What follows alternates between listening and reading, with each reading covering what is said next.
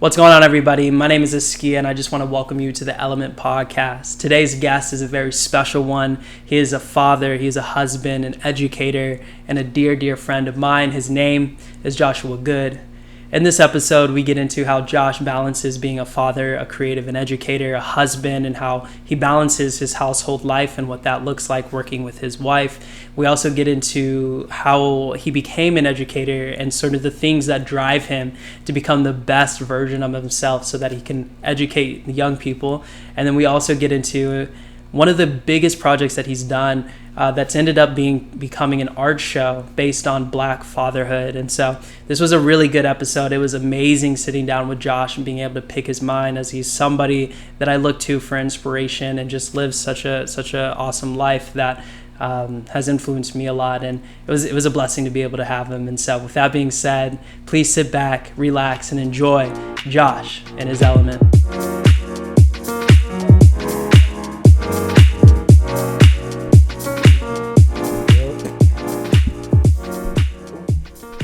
What's going on, everybody? Welcome to another episode of the Element Podcast. My name is Askia, and I have my really good friend Josh here. I'll go ahead and let him introduce himself.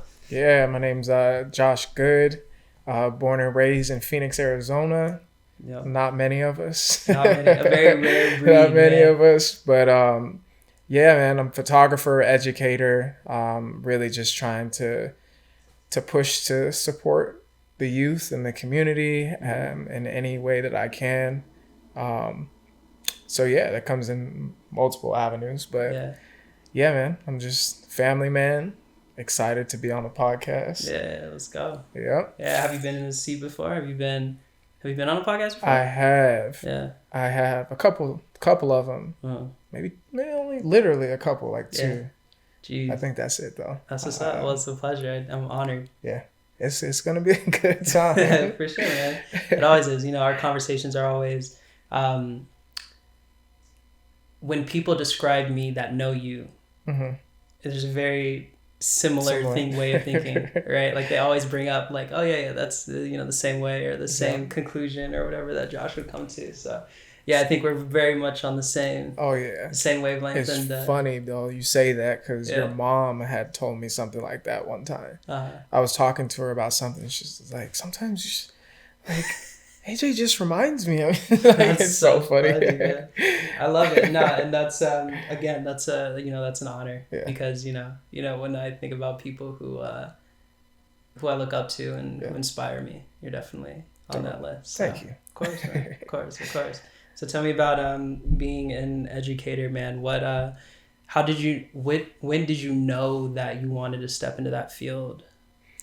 To be honest, I didn't know. You know, I was in like the fields of like psychology, sociology, for sure. You know, and ended up getting my bachelor's in sociology. So I knew I wanted to do something working with people and supporting them and helping. That's kind of what I've always done from a young age. My mom is a social worker and had worked in school, so I was with her a lot. And she would take me to go do like Thanksgiving dinner deliveries and like supporting families and helping them. And I think I just kind of took on to that. And so my mom was one of those like big influences. For sure. And making sure we're doing the right thing and helping people. But it wasn't, I wasn't clear on what I actually wanted to do. I jumped into the mental health field for about a year out of college.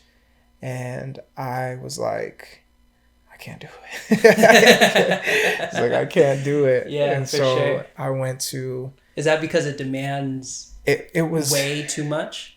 Yeah. The space I was in, I don't think I was prepared for that at the time. Yeah. I think I might have been too young, maybe too naive, a little overconfident. Sure. And I just wasn't vibing well with the individual that I worked under, which made it a little difficult because I saw some things that could have been beneficial and help, and they were just like, get this done, I need you to send. So being kind of micromanaged, but I loved working with the members because I worked with, it was a company called Recovery Empowerment Network. Oh, yeah. And they had a program. It's like it was like a program underneath like the main one, because they serve individuals with serious mental illness, like, or diagnosis, um, or designations. And so they had a subdivision called Hero, and it was for individuals 18 to 25. And my job was to help provide support and services for them to learn life skills and things like that. And I loved the members I worked with. Like, I could tell they enjoyed me coming and sharing with them, but it wasn't for me. Yeah. So one day I hit the principal up that I used to work for when I was in college, and I was like, "Hey, I'm looking for something. Is there anything open like in this realm?" And he was like, "No, I got a teaching position open." And I was like, "Okay, like what grade?" He's like, "7th grade, just a math and social studies teacher." And I was like, I don't know. Something just kind of told me just to take it, and I went with it, and from that point on, it was history. Like, and I loved it. I enjoyed working with those kids, and it was also the school I went to, so it was like I was a part of that community already. So it just seemed like a good decision, and so that's what led me to where I am now. Yeah. Was that the organization that had the like assistant to the Dalai Lama event? Yes. You remember that? Yes. Was that okay? So it was the same place. Yes, but I had left before that happened. That's so interesting. You mentioned you're a photographer, of course. Yeah. How does what you do in education intertwine with the initiatives or the way you approach your photography? It's a good question. I mean, is there any intersection in like the intentions? There is, in the sense that I feel like, for one, I kind of show my students what's available in a creative world, and so it's kind of helped me, especially talking to them about careers and things they can do, and using it even in my work and my lessons, and creatively seeing how something can be framed, and then framing that within even like my PowerPoint presentations and things that I do. Like, creatively, you create this whole scenario, and you're like, I want this to be shown. And so those types of things have, kind of crossed over creatively. But man, I just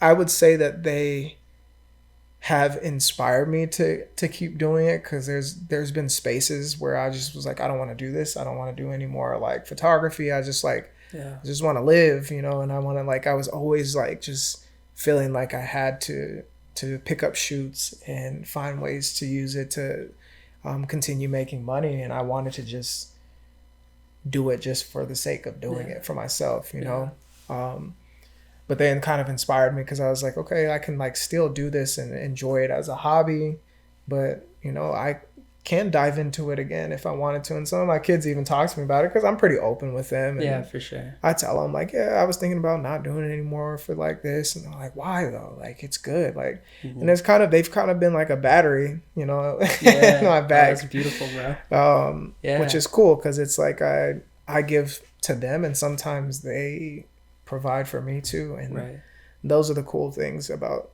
teaching. Is that a surprise that they have that sometimes ability? Because they're 7th and 8th graders, so like that time and space where you're like, sure. I don't understand life. Like, I want to be an adult, but I also want to like pick my nose, and like it's like you don't really know what you want to do. Not at all. It's hard, but sometimes I'm like, oh, okay, like you got a brain that's working, like, and you understand the world at least enough to tell me that. And so sometimes I'm like, let me stop looking from the lens of an adult and be like, oh, you're just a kid, or and start looking like, okay, like, what can you offer? What is it that you have to say? So that's beautiful. There's sort of the idea of like we're all kids until we like have to grow up, and sometimes that inner child is lost. And I just the studying that I've done, there's a lot of value that can come from tapping back into that in essence. And so, like, being a family man, do you find that you're ever tapping back into that, or trying to like put yourself back into like, when I was, coming from you, like when I was my children's age, like what is it that I need as a father, like stuff like that. Like, how does that sort of mirroring of that inner child to like your current children, does that play a bit?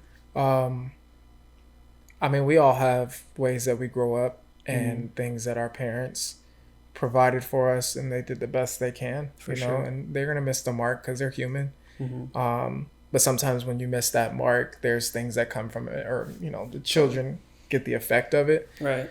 And so for me, I feel like my ability to be intimate with my children was something that I lacked growing up, and it wasn't a knock to my parents, but not.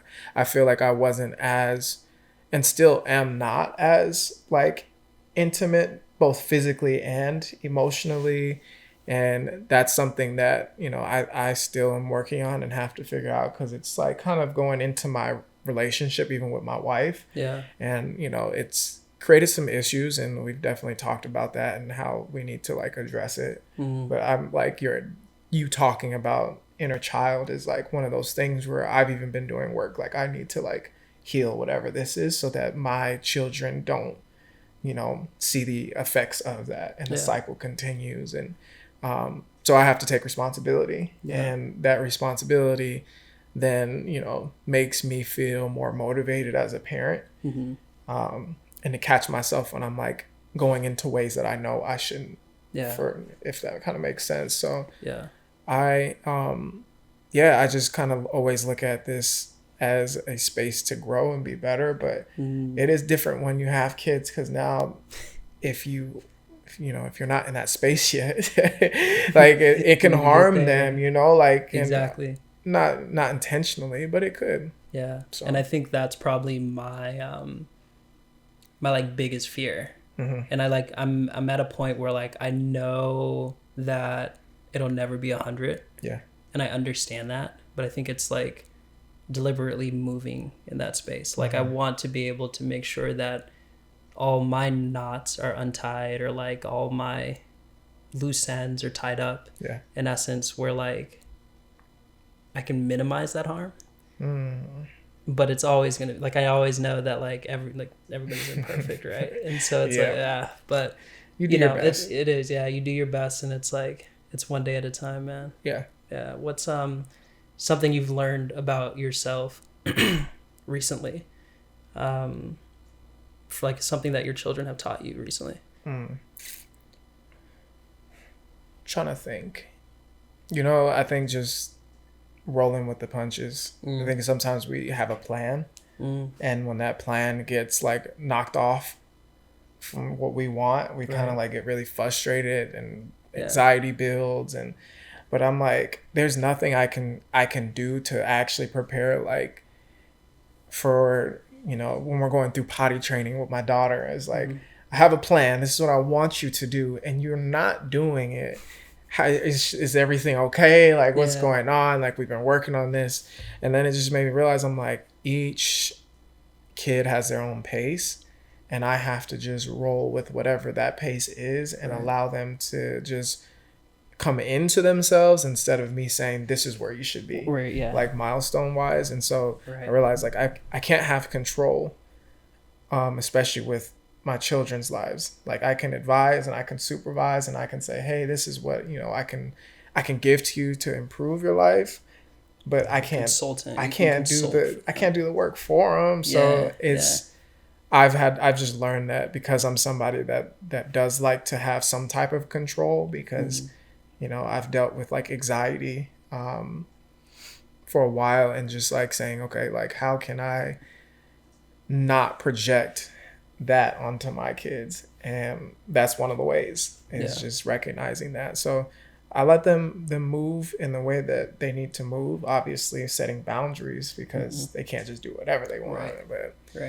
that's something I have learned about myself, is like, I like to be in control, and I need to learn how to delegate and allow things to just happen and flow, and not worry so much about keeping up with that plan.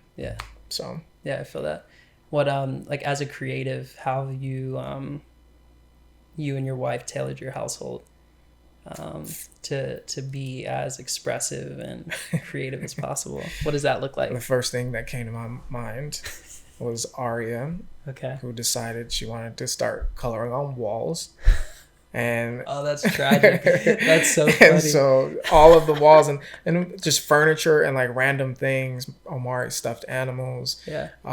I've found my own, like, even in my iPad, she's found a way to like get in so you can get to the notepad. So sometimes I'll go through my notes and I'll see scribbles on certain note pages, and I'm like, what the? Where in the world did this come from? But I also realize, I'm like, okay, she's expressing the fact that she likes to draw and put pen to paper or markers to something. And so we started like trying to designate, like, this is what you need to color on, and like this, I get it. But we didn't spaz out. We didn't like super freak out. It was kind of funny because we would just find these random scribbles in places on the doors and the walls. She got her brother's room too, which was funny. She just found markers. We had to throw a lot of markers away too. Yeah. But of course. I think that creatively we just wanted to ensure that they have the freedom to express themselves. And my son does it through dance and music and singing because he loves to do those things. Yeah. And Aria, she's just like, she's still 2, so she's figuring things out. But Omari is definitely very creative. Yeah. Not just on like the artistic side, but he problem solves really well. And I think that's what creatives do, is we solve problems a lot. And you get creative with what you have and all your resources. And Omari is somebody that definitely does that. And so, you know, Lay and myself were both we got our degrees in fields of like, she's a psychology major, I was a sociology major. She does hair and all the design for hair, and then I'm doing photography. And so we both kind of balance that, and we see it starting to shine in our kids, and just making sure they have a space where they can just feel like themselves and be expressive creatively. So, and that pumps you up, I'm sure. Oh yeah, seeing that, you go crazy. It's so fun. Yeah. And that's the one thing, like, and everybody always tells us, but like Omari is like a star, and we just are like, we're like, we can't like reel him in. It's too late. Like, he's already like there balling, because he loves to do it, and he likes to entertain people, and it's a genuine love. You can see it, and it makes him the happiest. So we're like afraid. We don't want to. We don't want to be those parents like, oh, he's going to get into acting, we're going to put him in this, because we want him to have a childhood. Right. But we still are going to try to foster those pieces of, you know, his life, his personality. So yeah, we do our best to just make sure the kids do whatever they want. Yeah. But sometimes we're like, no, you can't do that. I love that. Talk about like what kids have done for your relationship with Lay. Like, how has that evolved? Ooh. Yeah. Lots of strain initially. Yeah, of course. And then you build, you're like, okay, this is what we can't do anymore. This is what we can do. Yeah. And then, you know, a second one comes along. Yeah. And then the second one throws you in for a loop again. And now you're trying to refigure out like everything. And, you know, we talk to like our friends all the time, especially that are like maybe engaged or in long-term relationships, and they talk about kids and like, oh, you know, we're thinking about it. And I'm like, take your time. Yeah. Yeah. Always make sure that you have yourself in check before you bring other people into the world. At least enough to be able to have healthy, you know, boundaries and understand how things should work. Yeah. But yeah, I was just definitely talking to Lay about this the other day, and just, we had been together for, what was it, about 5 years before we had, 6 years before we had Omari.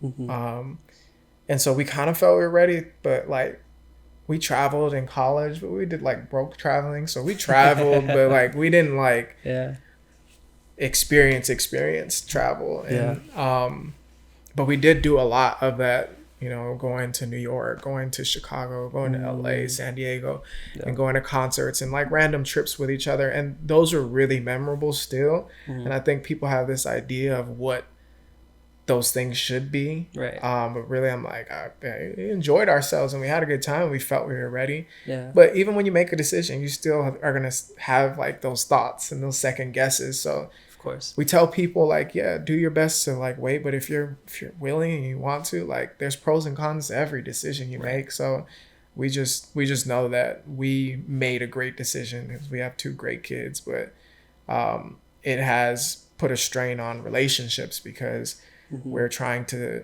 still figure out pieces of ourselves and how to ignite kind of, because we're changing, I guess. We know we've been together since 2010. So, that's, this year will be like 12 years together in August. And so like just thinking about that, I'm like, I'm not the same person that I was, in 2010. Yeah. And you're not the same person you were in 2010. So, having kids in the midst of us also changing as people and growing into who God intended us to be, and all of these things happen all at once. And then you have a kid running around like trying to be potty trained and like calling for you and needing the help and needing the support. Right. So it does get a little draining. And then when we're drained, we don't stay on top of date nights and we don't stay on top of like getting to know each other again and really diving in. And we're like, man, we live together. We spend so much time together, but there's things that we might tell one of our closest friends first because we're just like in the car, like, and talking about it, but we get home and we're in parent mode and forget. Yeah. So we're getting better at that and trying to set schedules, but it definitely has put a strain just because it's exhausting. Yeah. And on her end with like her breastfeeding when, the baby was still little and breastfeeding, she was like always having to do it. And I couldn't support her in that. So I'm like, I can give her a bottle. She's like, no, it's fine. I'm like, all right. So just holler. So it's over here. Yeah, I'm like, I want to help, but there's just certain things that come with it that can definitely put a strain on any type of relationship. Yeah, but definitely. And that's something like it seems like and I was listening to a podcast the other day that talked about relationships in general. Yeah. And there's almost like 4 ways of things that happen. There's like the observation of yourself, the observation of the other person, or like the expectation of yourself, the expectation of the other person, and then the expectation that you have of thinking what the other person expects of you, and then vice versa. So the other person's expectation or their thought of the expectation of you. And so as 2 people evolve day to day, like they're not the same as they were yesterday. That's good. Even. And so what ends up happening is that you get another opportunity to learn somebody. Yeah. And so it seems as though that's one thing when you have 2 people in a relationship, but when you start to have kids, it just seems like there is so much to learn about another person for the next 18 years that it seems like opportunity, whether, however you want to hold that, it's just an opportunity to learn. And there's a lot of stuff to go through that, but that's good. Absolutely fascinating, man. Yeah. It's a relationship. You're like birthing a new relationship into your life and you're like, this one's not going anywhere. Right. If you do it right. Exactly. There's people that they choose not to. Yeah. And then you see like how your partner responds to that. And then you learn them over again. And yeah, that seems like a lot, but amazing nonetheless. It is. Yeah. Yeah. That's awesome, man. Well, tell me about like your intention with creativity. So you just had an art show. You want to talk about that a little bit and sort of the thought behind it? Yeah. I think it goes back to your conversation about how my worlds kind of have been intertwined, whether it's education or being creative or family life, and that's where I feel like my creativity has been like moving is more family oriented, I guess you would say. Yeah. But like even just the pictures I'm taking, it's more like I want to be more focused on my family and other families and that's kind of just what I've taken on, because I'm not just single, you know, Yeah, or of I'm course. not just, you know, me chilling, no kids, like, Yeah. and just, you know, taking pictures of whatever. I'm like, this is my world. This is what I'm around now. But yeah, so recently I had the show, Omnipresent, and it was focused on just the idea that Black fathers aren't absent, you know, and we're here and we're in our children's lives. And that's a narrative that, you know, people have pushed. You know, I can't say everybody, but it's a good amount of people and media that have pushed a narrative, maybe intentionally or unintentionally. And it has kind of painted this picture of Black men not being present. And I know that it has, because even as a teacher, there's things that I hear on a daily basis, even today, even kids are like telling other Black students in at the school, like, Black Lives Matter was just a trend, and it's not something that's like, you know, actually happening, and blah blah blah. And so hearing all of those things, I'm like, it's real. I can't say that it's not, you know. We have told people, and people are like, are you sure this is a narrative that is true? And I'm like, no, I'm just making it up, you BS. know. Yeah, exactly. But Yeah, when I so tell you these stories that have happened to me, like, yeah, I'm like, whatever. I guess my experience isn't enough for you. right. But yeah, so I had all of these ideas and things in my head. And 2020, when it was like peak, you know, police brutality and protests, and I was like, how can I contribute, and what's something that I can do to paint a picture and help in my own way.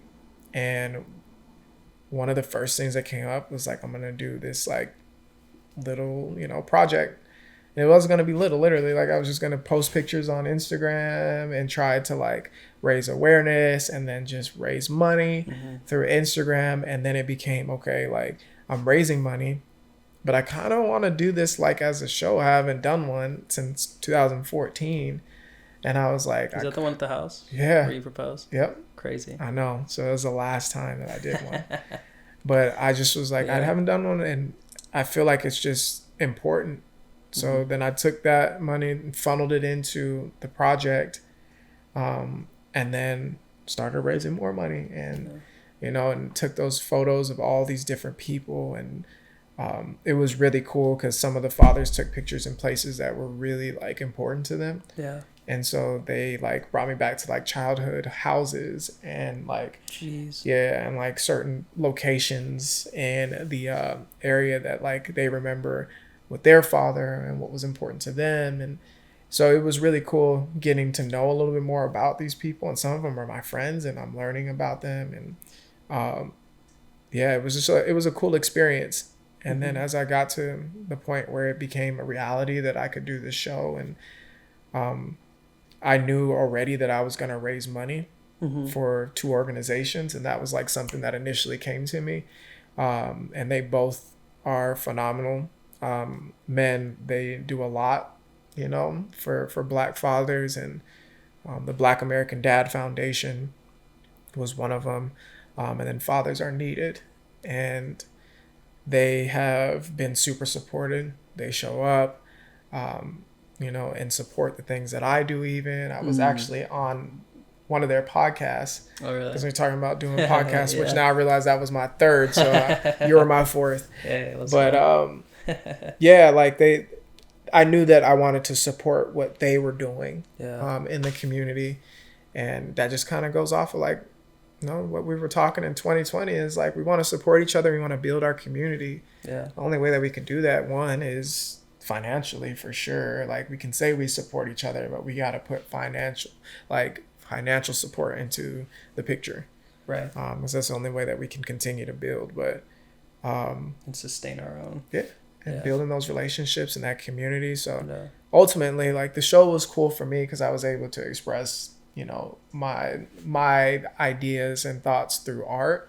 But it also is like, I brought a bunch of people together that connected and were able to like share what they're doing and talk to each other and say, hey, this is what I'm doing, I want to do this. And so it was like a big like win, I think, for all of us, because people got back what they invested in. You know, they gave money, but then they also gained relationships and met new people, and which was really cool to see too. So it was a good time. Yeah, I think it was beautiful. I think it seemed like the energy of BLM June 2020 coming to fruition for a lot of people. Yeah. Like how does this actually impact at like the grassroots level? Yeah. And what can, like, how does this, like how do you take what had happened, the hype, the buzz and everything, and like what are people at the ground level doing? What kind of work like actually matters? Yeah. Despite of whatever you believe, like it's very hard to not to support the Black American Dad Foundation. Like that's like, how do you not see that and then be able to actually like buy into it? So I think for a lot of people, I don't know a lot of people at the event, but for people in general, like it seems as though that was something that like transmuted in person. And yeah, dude, it was a beautiful night and really awesome, and it was a good opportunity. It was, and I think that's like ultimately what we want, is just to enjoy life too. I think, you know, being really active in the community can drain you because you're like, you want to help, you want to do the next thing, you want to like, but like sometimes it's like, yeah, all of that we know needs to be done, but you also have to like enjoy your one life that you get. Like, and so it's kind of like, yeah, I want to change so many things about systemic racism, but it's not going to happen overnight. And I thought about even the show, it happened over a course of 2 years. It wasn't right away. I wasn't a millionaire. I couldn't just donate money right then and there. I couldn't come up with something immediately, but it was a process of over 2 years. But that's the point, is like, it's a process to get to the level that you want to get to with any change. It's not going to happen for you overnight. And that's why I think people thought it's a trend. Yeah. It's not something that actually is going on. It's just not real life. Yeah. No, that's beautiful, man. Does a lot of that come from your grandfather? A lot of that energy? I mean, I think so.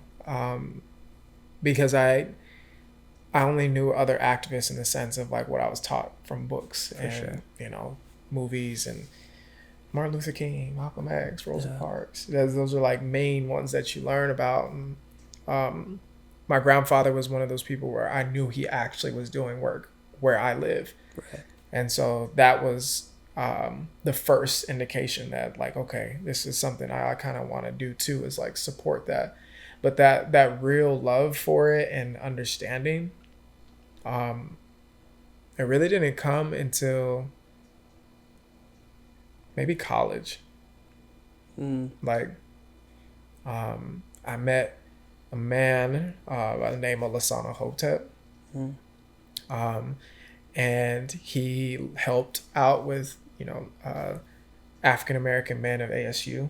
And he brought us in, like, we had this whole summer program coming into college called Sankofa.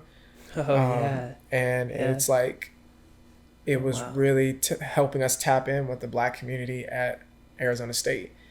And so he was one of those individuals that was like a mentor to so many different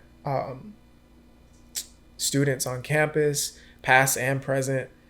And then he also, I mean, he was a member of the same fraternity as me. So like, it kind of like, he was one of those first people I saw on campus that I realized was a part of the organization before I joined. Right. But he really instilled in us like the importance of learning our history and the importance of understanding what the Black community has gone through and what we need to do to improve it. And he ran this like book club called Visions for Black Men. And we come together. There's a book actually called Visions for Black Men. And we, you know, we would read it and talk about ideas and things that Black men go through, either on campus or in just life in general, and support each other. And that's what really began to like cultivate this idea that like, I need to be more involved in my community. I may have got that first initial like inspiration from my grandfather, but again, he was just my grandfather. So it's like, I just knew him as that for the most part until I got older and started diving deeper, and I realized all that he did. And then it just kind of helped to then spark what I was learning in college as well. Yeah. So that's where I think a lot of it came from. Yeah, when you get a mural, yeah, that's kind of that's huge. it's Man. big. A building, when you get a building named after you, yeah, that's pretty awesome, man. Do you feel like a lot of that spirit lives through you? Mm-hmm. Yeah, I do. Kind of like one thing my dad had told me is he's like, everybody does things in their own way. And especially I would assume that it was really difficult trying, like, being the offspring of somebody that, you know, had went through this. Went crazy. Yeah. I think that if he felt that pressure, it would have been a lot, you know. And I think for all of them, and they did their work in their own way, through art, through their, like, what their jobs and careers were. But he told me that, and I was like, okay, that makes a little more sense. So then it kind of like, for me to not have to have that much pressure that he may have had, or, you know, his brothers had, I think that's kind of where it gave me a space and opportunity to help in my own way, and be a little bit more open about what I want to do. And so I think that spirit, while it did come through from my grandfather, like my parents did a good job too at like making sure whatever we do is in the best interest for, you know, not just ourselves but other people as well. And that's the only way that we can continue to build and do the work that God has called us to even do. It's like we don't just have like these things that randomly come up and then like, should we do it? Like, it's not your brain just, you know, like, oh, I'm just gonna come up with this. It's something is told to you, and then you're like thinking in your head like, okay, now should I act on this? Where is this coming from? You know Rick Rubin? Yeah. So he was on, I think it was Lex Friedman podcast. I just started watching his, and talks about muses. So like, there's these ideas that you know, float around in whatever ether or in the space, and that like each of us, based off of our experience and our gifts, are like tuned in with our antennas per se. And some of us can hear things, and that's why you know, some people receive ideas but aren't actually capable of bringing them to life in the way that the idea itself needs to come and be delivered. And so like, that's why you sometimes hear like people like, I had that idea first, but like it didn't come alive, right? Yeah, it's like these, and you know, people can be, you know, you kind of have to take that at face value, but like it's sort of like you know, inspiration and muses are kind of waiting for somebody to actually come through and bring them to life in the way that they need to. That's good. Which I thought was really interesting. But yeah, that's fascinating, man. So then, what's next for you, bro? I mean, honestly, right now, I feel I have been pushed from assuming that I need to be doing something creative and, you know, in that world, which has been a grapple. I've been trying to really figure out what direction I'm trying to go. And that's been majority of my adult life. But I feel like I've been having more clarity, you know, with what I'm called to do, and understanding that I am very gifted and talented at working with young people, mentoring them, inspiring them, pushing them to be better, and challenging them. Those types of things have always been like at the core of what I do. And there's such a comfortable feeling in it for me, where I feel like I'm the best version of myself when I'm doing that. And that's what's pushed me toward being in education more, but also trying to help these kids.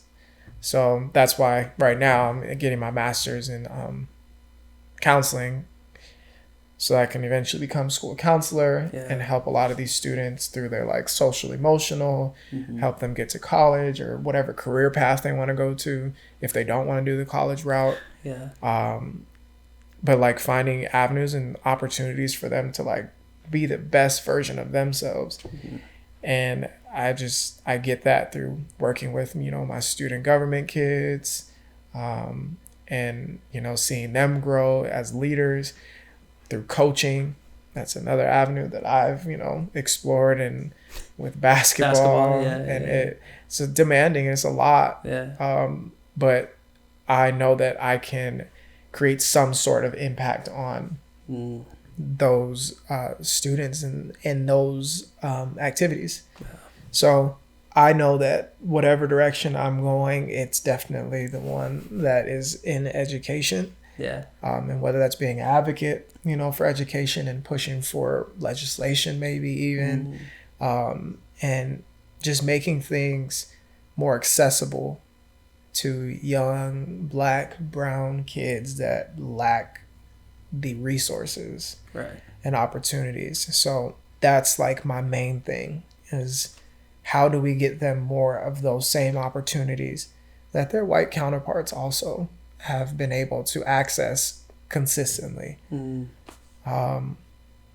I want them to have that within the public school setting, and not just like, oh, you got to go to a private school or you got to go to a charter school or whatever. It's like, no, we can still find a way to make it work. It might be more work, which is what people run away from. Right.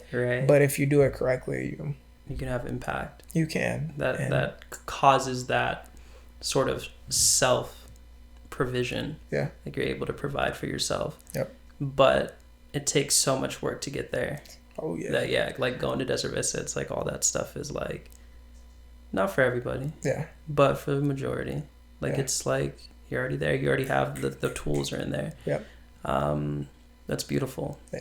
That's beautiful. So I'm glad, and this is my last year teaching at this current school. I've been there for 6 years, plus like 2.5 years working the after school program in college. So I've been there for a long time. Plus going there from 1st through 8th grade. Right, so like, so you've seen them walls, the walls in that spot, like the back of your so hand, much of my bro. life. But now I'm moving into the high school level, teaching like English. So I'll be doing that until I finish up my master's after this year. Yeah. But now I'm working at the school that I went to for high school. So it's like, and it sounds crazy, and it just kind of happened that way. I wasn't looking for it. I wasn't, like it just happened. But when I look at it, I'm like, this is more so about community. If I'm from the same schools that these kids now attend, they're like, okay, he went to college, all right, or he tried to find a new way of life and he bounced from this to this, and seeing that like there's still ways to continue to grow and become more like the person that you've always strived to be. So like seeing somebody that comes from the same place, I think helps the students because they feel comfortable in that. Right. And they know that you can relate. They know you've been through it. And that's what I'm looking forward to. And I hope that I can land like a counseling position at the same school if, possible. Yeah. Just because it's really important that we do see people that look like us, but we also see people that understand us in those spaces. And being a male in education is rare already. It's a very small percentage of males in, for sure, in teaching or counseling, so now it's like I want to be an advocate for that because we need them, and our boys are struggling. What advice would you give to the Joshua that just graduated high school, or not high school, college, excuse me, and is like about to hit the workforce and like just getting ready to go? Man, I don't know. Most people have an answer, but I don't know I don't know what I would tell myself. All I know is that you just gotta try everything, try whatever presents itself, whatever opportunity you can in the realm that you want to be in, so you can learn from it. I think that's anything. You jump into it and you're like, I need to jump into this with the idea that I am going to learn whatever I need to learn from it. And so when I was in college got my degree in sociology, I was like, I don't know what I want to do with this. Yeah. Like, I was like, why didn't I think about those things, or why didn't it feel like I should be pushed another way? But then I realized I got into teaching without a formal certificate at all. Like, I had to do like a long-term sub situation for my first year. And eventually I had to go back to school to get my certification for teaching. But I came in and I was doing good. My kids were excelling like in their test scores. And when you first started teaching? Yeah. Like my first year. And then, I mean, by the second and third year, like my kids had some of the highest test scores in like the district. And I was like, I don't have a formal education in teaching. But then I realized I'm like, everything I learned about in sociology helped me to understand my students and understand where they come from, how that impacts their own brains, how that impacts themselves in their social interactions, and why they may be not doing their work, or why they may feel like they're falling asleep in class. And it made me more empathetic, which made me build relationships, which then makes me feel like I can help them do anything at that point. And it's helped. So I definitely 100% would just say, like, to myself, just trust the process. Like, just trust the process. Whatever's happening is supposed to happen for whatever reason. Just go through it. And even working in that 1 year, for Ren, it was like important that I learned something from it. And I did. And I learned how to work in situations I may not want to be in. And I also was able to learn styles of teaching, which then kind of moved me into, because I was teaching small groups. Then I started teaching a full classroom. So everything has its purpose. So just trust it and not try to worry too much. That's beautiful. Yeah. Love that, man. How can I be a better friend to you? It's a good question. I think, and not just yourself, but one of the things I personally have a hard time with being in a marriage and having kids is that most of my friends don't have that yet, and so it was a adjustment to realize, like, I can't be around as much, and I was never a big phone person. So then I pretty much isolated myself in that process, and so, like, for me, I'm working on that, but I also haven't really heard from, like, my friends. And and I think a lot of people think, well, you're married, you have your family, you got to take care of that. And I'm like, we got it on lock. Like, I think we're set. It's more so like, for sure. If I can't make it, I can't make it. The invite is amazing. Like, you invited me to the birthday party. Not a big fan of phones right now for some reason, but like forgot to respond. But I appreciated the fact that, you still reached out and you told me about it, even though I couldn't make it. But it's like one of those things where I just hope that people would reach out to me more, and and help me through that, because I'm already busy with everything else that's going on with, of course, career and projects and family and school and work. And it's like boom, boom, boom, boom, boom. So sometimes I just need, somebody to be like, hey, how are you doing? And, I do have some of those friends that have been consistent in that, which I appreciate a lot. But I mean, I don't think outside of that, I do need to be more vulnerable with people. And I think that's one thing that with you, especially, I've always felt comfortable in. And being able to share and talk and communicate. And I think that's something that you have a knack for in general. So, and it's sometimes weird because, it's like I'm older and like I've always been the oldest in my family. And from like literally my brother is the closest in age and he's 6 years apart. All my first cousins are put that together. That's all amazing. My first cousins are all like after him, so they're all younger than him even, and then my sister's 14 years from me.